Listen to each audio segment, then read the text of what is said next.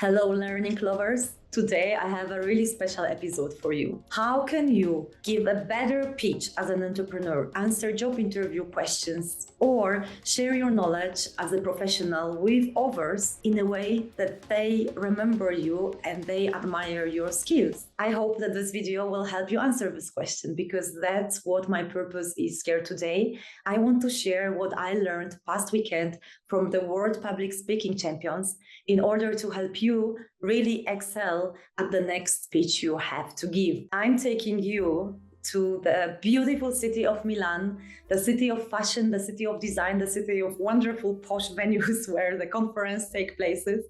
And I'm going to take you to this conference, A Better Me District 109 conference organized by District 109, Region 10 Toastmasters. This is the conference where the best speakers come together to learn with and from each other. And I had the pleasure to meet two World Public Speaking champions there. So here they are, Darren Lacroix, who won in 2001, and Mohammed Qahtani, who won in 2015. And I'm going to share what I learned from them so you can apply it in your next speech and really nail it the next time you need to share something with your audience. First speaker, Darren.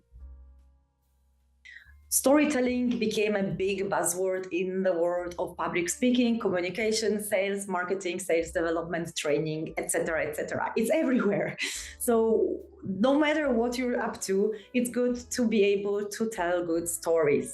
And how to create unforgettable stories, that was exactly the topic of Darren's workshop. One of the big points is to have a good structure, but I don't want to get into it because the structure of pursuing something and having an obstacle and overcoming this obstacle, that's something very basic to me.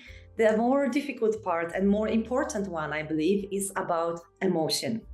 You see, around the world, we have loads of stories, but we all have the universal emotions, 7 emotions. I already know them from psychology. Here, I'm going to display them for you so you can have a look as well.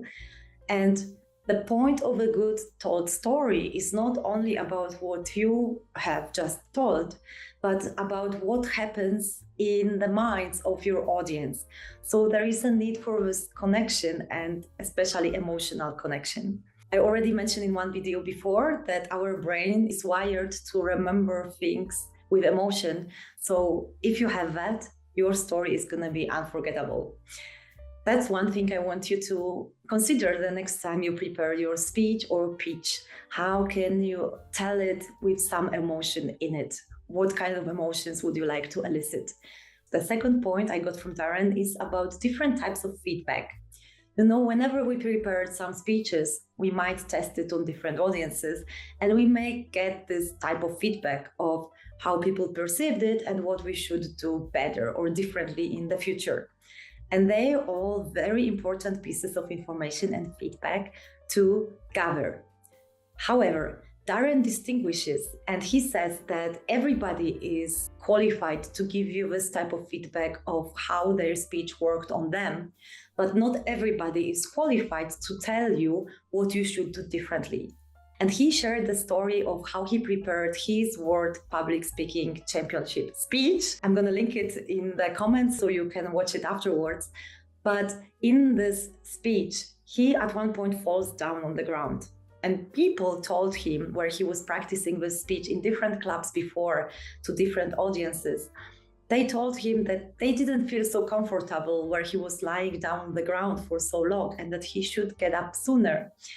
But then when Darren worked with the coach said, you should stay on the ground longer. So that was a totally opposite piece of advice. And that's what Darren did. Now let's move to the second World Public Speaking champion, Mohammed Qahtani. Mohammed gave a keynote of 45 minutes, and I was seriously just sitting there and I was so drawn into his story. But basically, he did apply the things that Darren mentioned to tell a story of his own journey from visiting the club for the first time all the way to winning the World Public Speaking Championship. And, something that I noticed in how he told the story was really a lot of use of gestures and voice to actually reenact the scenes. Words were not needed. it was just enough that he like moved his nose in a way that I can't, but you could immediately feel the atmosphere or the feeling or the thoughts that he or people around him had, the reactions. So I thought this was really amazing. And oh my God, what a way to tell the stories. So next time, remember, less words could be more, and try to tell the story also using the non-verbal communication. This could also help you create a stronger emotional bond. One more thing that I noticed Mohammed was doing was use of repetition throughout the story and the learning effect it had on the audience. One situation that he explained, for example, was how he was a club president. And at one point, there were just 3 people attending his club, and he just wanted to give up. And throughout his speech, he used this, should I quit or should I keep going? And he was asking the audience to tell him what to do. This was so nice because the first time when he did it, he just repeated, should I quit or keep going? Later in the speech, like he didn't even have to ask the question anymore. He just moved his hand and there were already voices screaming, keep going. So this is something that I wanted to highlight to you as the use of repetition in the speeches. We very rarely repeat things in our speeches because we, I guess, don't want to bore people. But really, for the message to stick to your audience, you need to repeat it. Additionally, one more thing that I noticed with Mohammed that he did, and I could only observe it because that was something that Darren had mentioned about using the stage. In the club, we learn about using stage consciously and especially transitioning and taking different places of the stage for different points in our speeches. But I never really had a clear idea on how to do it. I know that some people walk a lot because they're nervous and they constantly walk back and forth. Then there are some people who really freeze on stage and they just stay there and give a speech like this. So I kind of felt like it would be great to find this middle, balance, somehow the middle point. But I never had some kind of feeling on how to do that. And this is what I gained during this conference by observing the best speakers. So if the screen is the stage, let's imagine that the audience is up there in the ceiling, yeah? This is the stage and I'm the speaker. Speaker is my head. Then, for example, Darren, he was really standing on the very edge of the stage, like as if he wanted to get so close to the audience, which was really interesting to see because, I was told also through dancing to always keep the middle and like really use the whole stage, not just the edge of it. So that was one thing that I noticed. But for Mohammed, I noticed something more, also something very interesting. When he was telling the situations or using the phone calls, whatever, when he was enacting, he was in the middle. And then he would make a transition verbally and physically at the same time, take a different place on stage and explain what happened in the middle or his reflection. So it kind of helped to separate the actor from narrator. If you write books, probably these words will tell you something. And this made it very easy to follow. Like nothing was distracting or unnatural. And for those 45 minutes, I was really drawn into his speech and his experiences. So these are the things that I want to give you from those 2 public speaking champions. Let me recap. So you had storytelling. For storytelling, have a structure with some obstacle and then the resolution.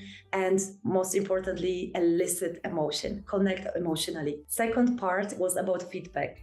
Gather a lot of feedback from different audiences, but make sure that you apply the feedback from people who are qualified and they are bigger than you, they are more experienced than you. So they will tell you the best what you should do. Then from Mohammed, we have the use of storytelling, the use of repetition, and the use of stage. So for storytelling, the point was about not necessarily using the words, but use the vocal language, the reactions, the poses to really tell the story and give away the atmosphere in that situation. Then for the use of repetition, I told you again, if you repeat, the audience will learn from this and they will also react in a different way. And finally, we have use of stage. So instead of having, this kind of rules that you need a different point for different different point of stage for different point in your speech. And if you have a rule of 3, there are always 3 points and 3 places on the stage. This doesn't have to be the best way to support your message. And as a bonus content, how can you remember all this? I want to mention something that was said on Sunday during the panel. There was an expert panel discussion about secrets of award-winning speakers. And I really loved how one of those coaches, Meta Grossil, explained the focus.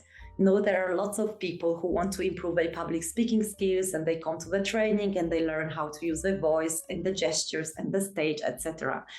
But the most important thing is the audience. It's always the audience. And Meta explained it using 2 beautiful metaphors. If you go to a theater, you see these beautiful seats, the red and the comfortable soft seats. And these are the seats for the audience. The actor and the speaker, they are on the stage, and the stage is just wooden planks, nothing else. Even the microphone is not there for the speaker. It's there so the audience can hear. So this focus on the audience should really be at the core of everything, every message, every speech that you give. This was also one of the big learnings that Mohammed shared in his speech when he participated in the World Public Speaking Championship.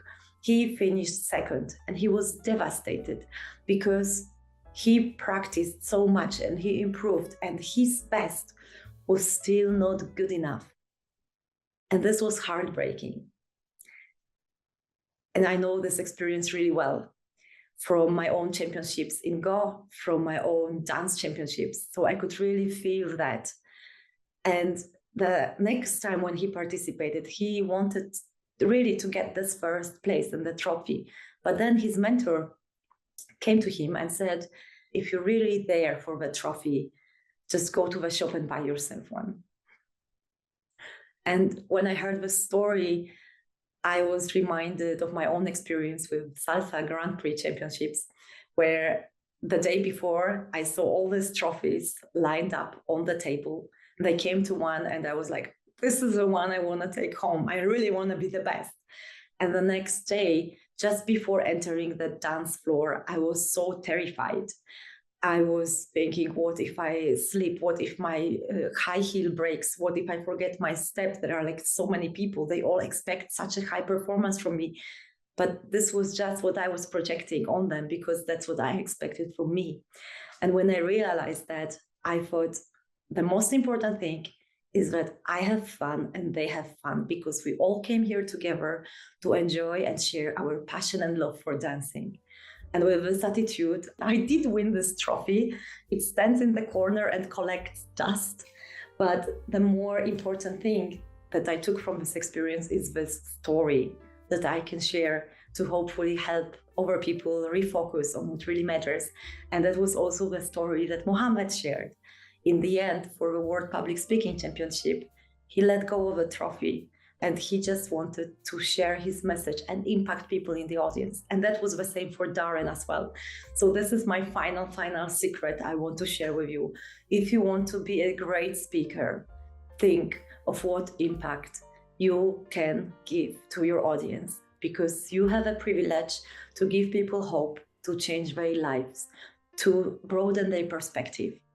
And this is exactly what makes you into a great public speaker.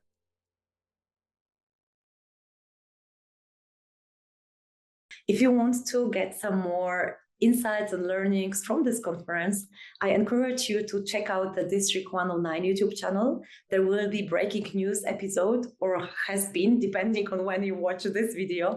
I'm going to link it as well, so you can meet some other people and learn from their experiences. And I will also link these 2 winning speeches by Mohammed and by Darren, so you can have a look at them. And if you were at the conference as well, why don't you share your learning in the comment for everybody else to benefit from? And please do the same also on the District 109 channel, so your message and your learning can be beneficial to an even bigger audience and bigger community within our European Toastmasters. Now the conference is over, I have a bit more time to create more YouTube videos, so I hope that we're gonna see each other more often. Thanks so much for watching, and see you soon.